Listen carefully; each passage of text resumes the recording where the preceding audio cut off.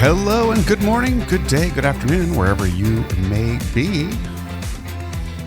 We're at September 4th, Thursday, 2025. Thanks for listening. I hope you're well. I hope you've had a good week. And we're back at it with a few reflections for today as we get started. I've got an eyelash in my, something in my eye. It's kind of crazy.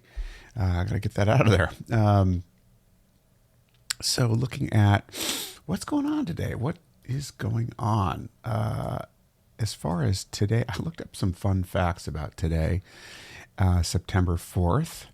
Let's see, in 1651 on this day, King Charles II of England, who was on the run from parliamentarians, disguises himself as a countryman by rubbing his hands and face with soot. And there's more to that story, of course, but that's the broad strokes of it. In 1882, I found this kind of interesting. In its first large-scale test, Thomas Edison's light bulb was used to light New York's Pearl Street station. This day in 1882. And in 1893 on this day, English author Beatrix Potter writes the story of Peter Rabbit for a 5-year-old boy.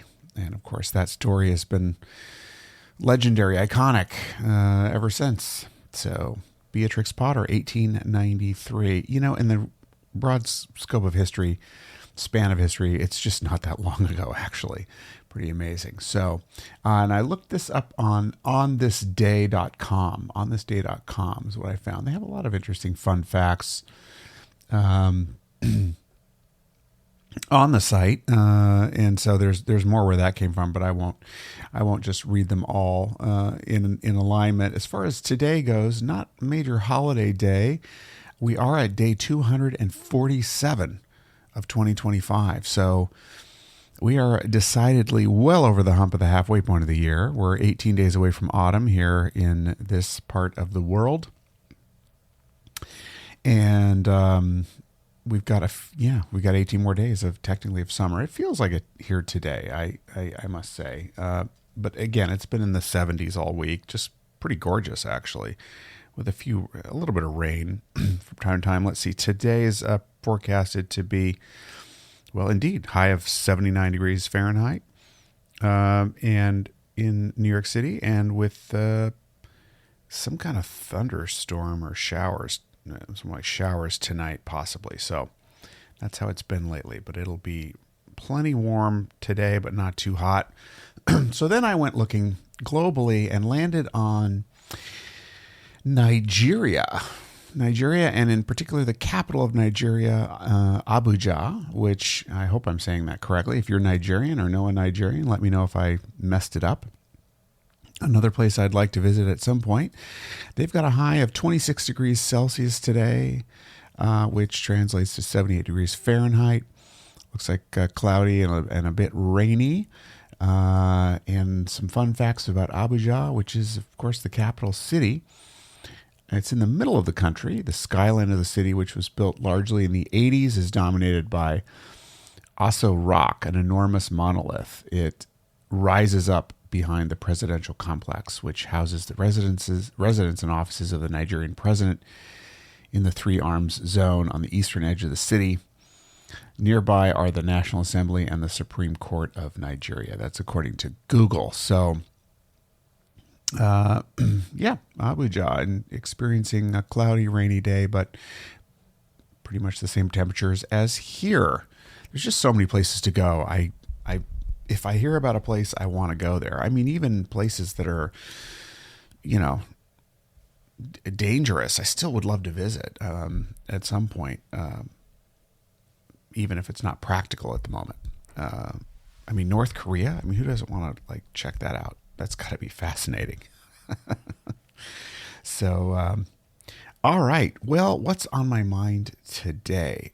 I've been having a lot of conversations because, as I've mentioned in the last few podcasts, I'm in the process of, preparing to launch a podcast in a few months. I'm designing it properly. We're going to have a launch party, the whole bit. And And in the process of that and just regular networking, I'm meeting a lot of new people and talking to them. And, people ask you, okay, well, tell me about your work or your business, right? They'll always ask that question.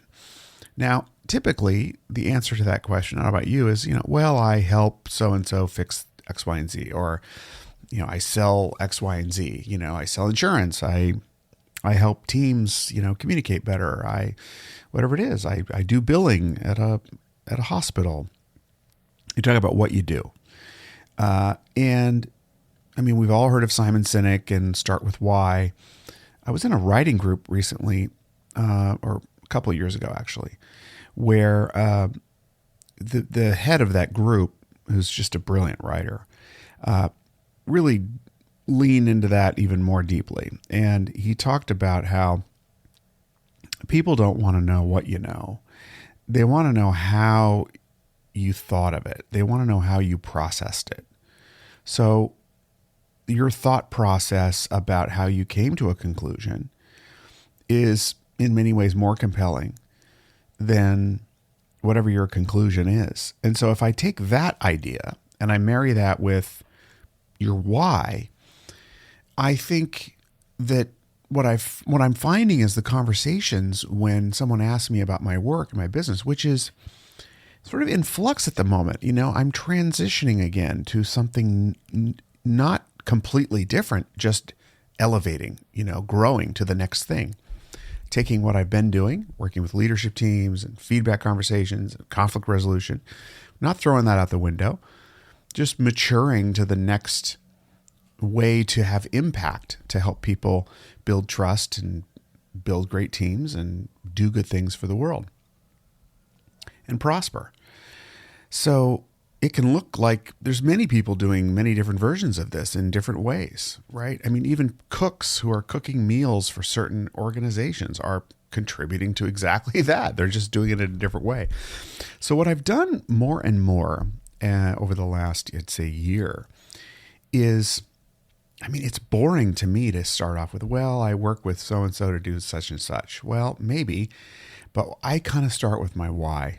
And I've noticed when I do that, first of all, I have to be very present to do that. But secondly, when I start with what matters to me, and I say, well, let me answer it this way. When I look out in the world, here are the problems I see. And here's how I view them. And here's the opportunity I see. So my business is all about that opportunity. And I don't even have to get into details about how or what. I explain a short story, a short arc about how I see the world. Now, the world could be many things. It could be the world. It can be business. It could be leadership. I can frame that world however I want, present the problem as I see it, and then work through a very quick story about how I experience it and what I think about it now. And that value system and that process of thinking, without fail, I can see interest is much higher. And no matter what the business that the other person's in, they have the ability to relate to it because they're seeing the same problems. They may view them differently. They may value them differently, but they see those problems. And so no matter where they are politically or whatever else, I've noticed that there is a common human understanding of, oh yeah, that's true. And then how I see it, how I'm coming to contribute to a solution around that problem. So for example, if I'm talking about a lack of trust in leadership and I frame that, everybody agrees there's a lack of trust in leadership, but that's a pretty broad topic. So if I house it in, for example, corporate America, the lack of loyalty within corporations, both ways, from employees to the owners and from the owners and executives down to the employees, there is a problem. And there's a lose-lose aspect to it. Because, if people don't have loyalty and they don't believe in the culture of the organization, they leave. They also tend to be more inclined to, spill secrets, undermine the company on their way out. I mean, how many times have you been given something for free by a disgruntled employee, for example, at a cafe, where they're just like, here, take this. They don't care anymore. They don't care. So I'm getting a little bit off, but the point is that I am just being reminded of how important it is to be present, really present, and really dialed into my heart when I'm talking to people, because when I do that, I lead with the stuff that actually attracts people. And what it ends up resulting in is I get offers for things, because people are attracted. I agree with your why. They may not even understand how I do what I do or what I actually do, but they know they agree. They're inspired by my why and the way that I see the world. And it's a very, very powerful, attractive force. Doing that in writing is especially challenging. It takes more time to do that, I find.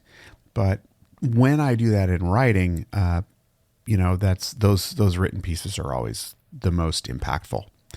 But again, it takes practice and presence, I would say, at least for me. So what is it for you? What do you find to be the most compelling way to get someone's attention, to keep it, and to create pathways for collaboration and growth and prosperity?